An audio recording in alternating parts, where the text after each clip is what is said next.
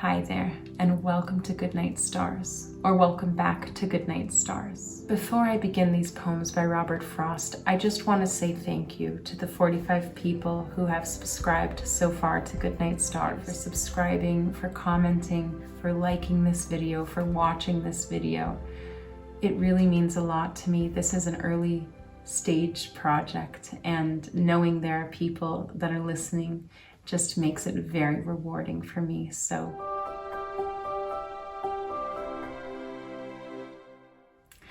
tonight we are reading some of my favorite poems by the American poet Robert Frost, who lived from 1874 to 1963. Some of Robert Frost's poems are rhyming poems and some of them are not. He also has written prose and books, but tonight we're just reading poems. And he describes a lot of things in New England, which is special for me because I have family there and I spent a lot of time there growing up. So I miss it very much because I actually live outside the United States. And so these poems are very nostalgic to me. What I like to do is just enjoy poetry. I view it as a form of entertainment and relaxation that anyone can connect to. And there are no tests and there's no homework. And we are just experiencing poetry as the poet wanted it to be. Fire and ice. Some say the world will end in fire. Some say ice.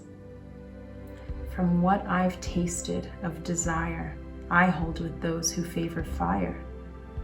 But if I had to perish twice, I think I know enough of hate to say that for destruction, ice is also great and would suffice. Nothing gold can stay. Nature's first green is gold, her hardest hue to hold. Her early leaf's a flower, but only so an hour. Then leaf subsides to leaf. So Eden sank to grief. So dawn goes down to day. Nothing gold can stay. The following two poems I'm going to read to you by Robert Frost are called Dedication and The Gift Outright. In 1961, John F. Kennedy was being inaugurated as the President of the United States of America, and he invited Robert Frost to deliver a poem at the inauguration. So Robert Frost decided to write a new poem, which was called Dedication. But on the day of the inauguration, it was very, very sunny outside, and when he went up to the stage to read the poem, the sun was too bright and he couldn't see the words on the page. So they said to him, "Don't worry about reading Dedication, just recite The Gift Outright from memory," because at the time that was John F. Kennedy's favorite poem by Robert Frost. So he intended to read the first poem and he ended up reciting from memory the second poem.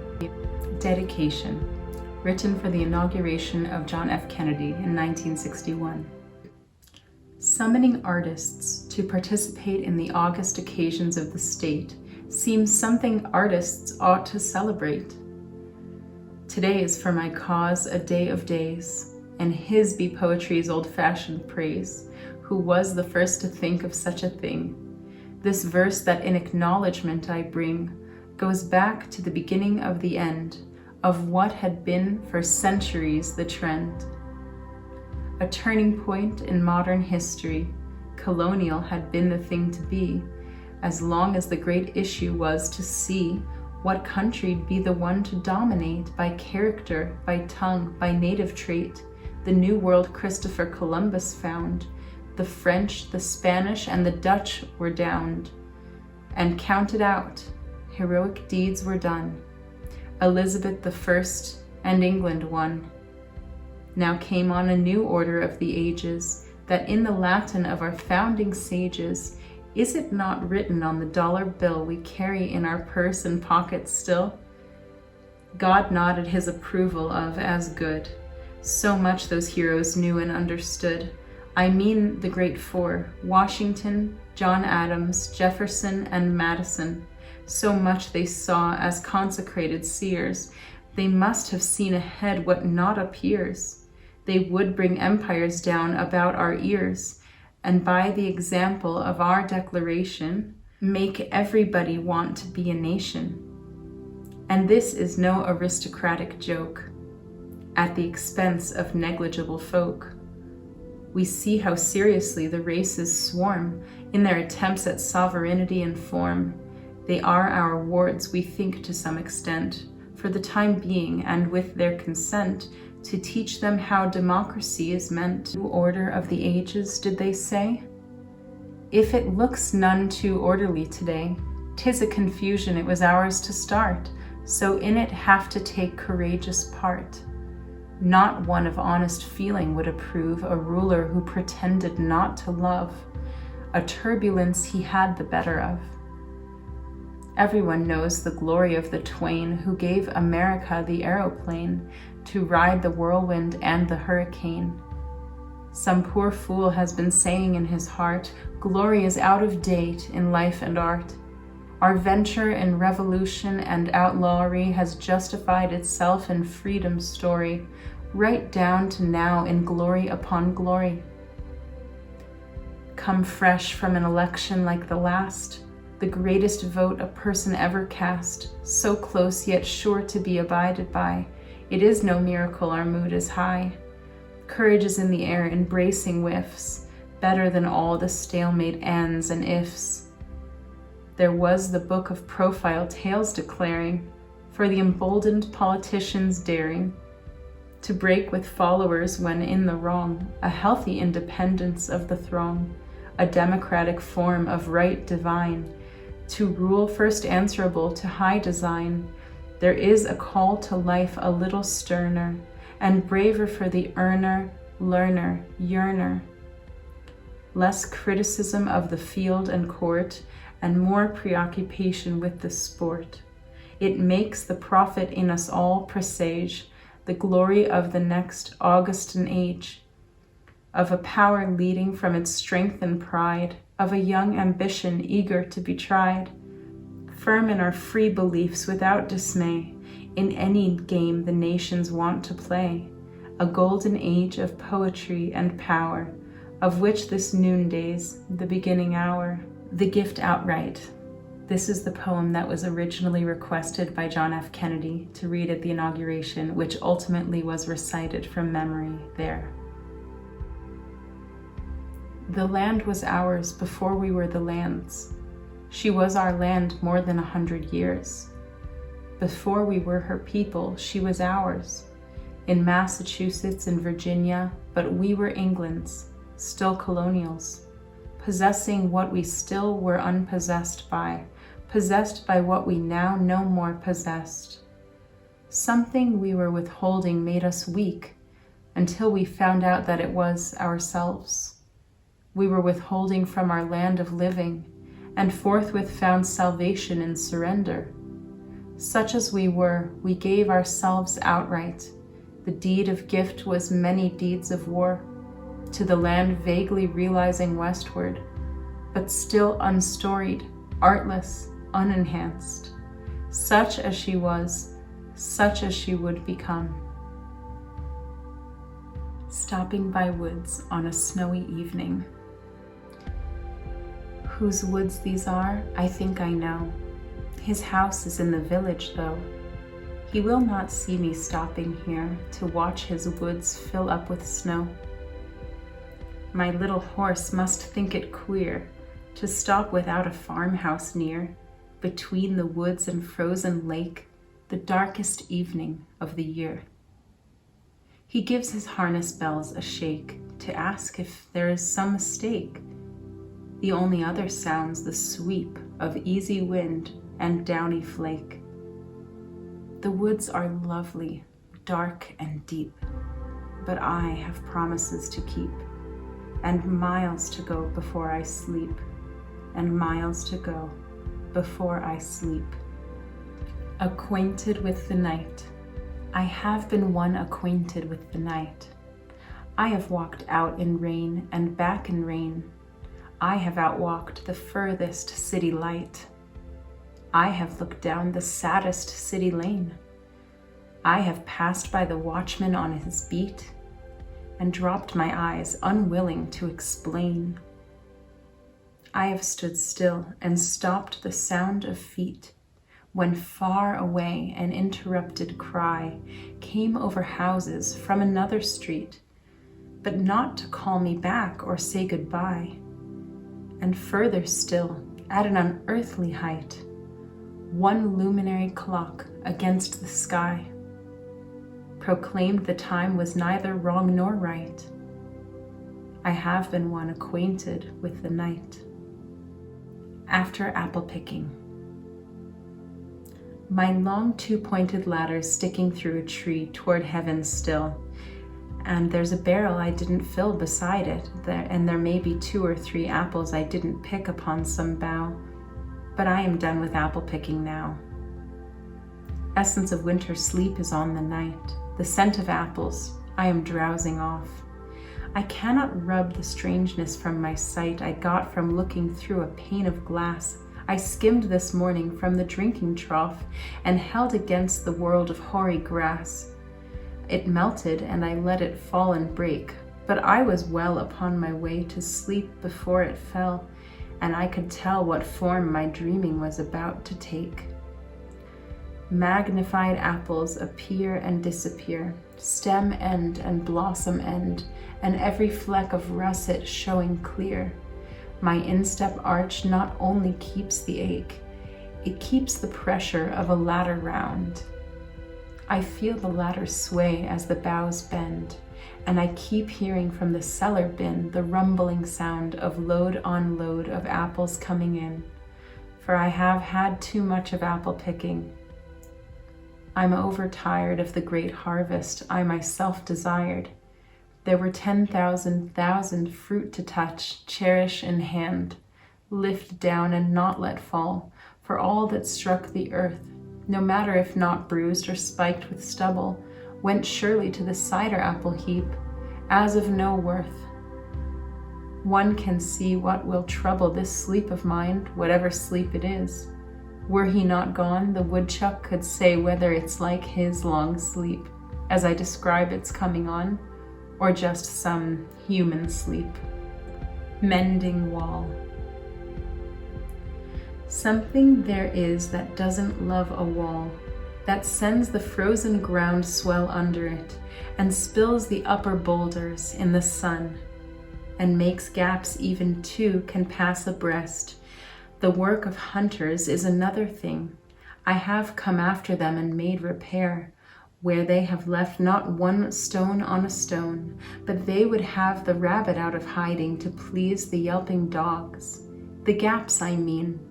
No one has seen them made or heard them made. But at spring mending time we find them there. I let my neighbor know beyond the hill, and on a day we meet to walk the line and set the wall between us once again. We keep the wall between us as we go, to each the boulders that have fallen to each, and some are loaves and some so nearly balls we have to use a spell to make them balance. Stay where you are until our backs are turned. We wear our fingers rough with handling them. Oh, just another kind of outdoor game. One on a side, it comes to little more. There where it is, we do not need the wall. He is all pine, and I am apple orchard. My apple trees will never get across and eat the cones under his pines, I tell him. He only says, good fences make good neighbors. Spring is the mischief in me, and I wonder if I could put a notion in his head. Why do they make good neighbors? Isn't it where there are cows? But here there are no cows. Before I built a wall, I'd ask to know what I was walling in or walling out, and to whom I was like to give offense. Something there is that doesn't love a wall, that wants it down. I could say elves to him, but it's not elves exactly, and I'd rather he said it for himself. I see him there, bringing a stone grasped firmly by the top in each hand, like an old stone savage armed. He moves in darkness, as it seems to me, not of woods only and the shade of trees. He will not go behind his father's saying. And he likes having thought of it so well, he says again, good fences make good neighbors. Birches. When I see birches bend to left and right, across the lines of straighter, darker trees, I like to think some boy's been swinging them, but swinging doesn't bend them down to stay as ice storms do. Often you must have seen them, loaded with ice on a sunny winter morning after a rain. They click upon themselves as the breeze rises and turn many-colored, as the stir cracks and crazes their enamel. Soon, the sun's warmth makes them shed crystal shells, shattering and avalanching on the snow crust, such heaps of broken glass to sweep away. You'd think the inner dome of heaven had fallen. They are dragged to the withered bracken by the load, and they seem not to break, though once they are bowed, so low for long they never right themselves. You may see their trunks arching in the woods years afterwards, trailing their leaves on the ground, like girls on hands and knees that throw their hair before them over their heads to dry in the sun. But I was going to say, when truth broke in, with all her matter of fact about the ice storm, I should prefer to have some boy bend them as he went out and in to fetch the cows. Some boy, too far from town to learn baseball, whose only play was that he found himself, summer or winter, and could play alone. One by one he subdued his father's trees, biting them down over and over again, until he took the stiffness out of them, and not one but hung limp, not one was left for him to conquer. He learned all there was to learn about not launching out too soon, and so not carrying the tree away clear to the ground. He always kept his poise to the top branches, climbing carefully with the same pains you use to fill a cup up to the brim and even above the brim. Then he flung outward, feet first, with a swish, kicking his way down through the air to the ground. So was I once myself a swinger of birches, and so I dream of going back to be. It's when I'm weary of considerations, and life is too much like a pathless wood, where your face burns and tickles with the cobwebs broken across it, and one eye is weeping from twigs having lashed across it open. I'd like to get away from earth a while, and then come back to it and begin over. May no fate willingly misunderstand me, and half grant what I wish and snatch me away not to return. Earth's the right place for love. I don't know where it's likely to go better. I'd like to go by climbing a birch tree and climb black branches up a snow-white trunk toward heaven, till the tree could bear no more, but dipped its top and set me down again. That would be good, both going and coming back. One could do worse than be a swinger of birches. This is one of my favorite poems. I think it's one of everyone's favorite poems, called The Road Not Taken. Two roads diverged in a yellow wood, and sorry I could not travel both and be one traveler. Long I stood and looked down one as far as I could, to where it bent in the undergrowth. Then took the other, just as fair, and having perhaps the better claim, because it was grassy and wanted wear, though as for that, the passing there had worn them really about the same. And both that morning equally lay in leaves no step had trodden black. Oh, I kept the first for another day. Yet knowing how way leads on to way, I doubted if I should ever come back. I shall be telling this with a sigh, somewhere ages and ages hence. Two roads diverged in a wood, and I took the one less traveled by, and that has made all the difference. I would be very curious to know what you take from these poems, if they move you in any way, if they bring back any memory, if you have any personal connection to these poems, I would be very interested to know what that is. Keep reading, keep relaxing, and until next time, good night, stars.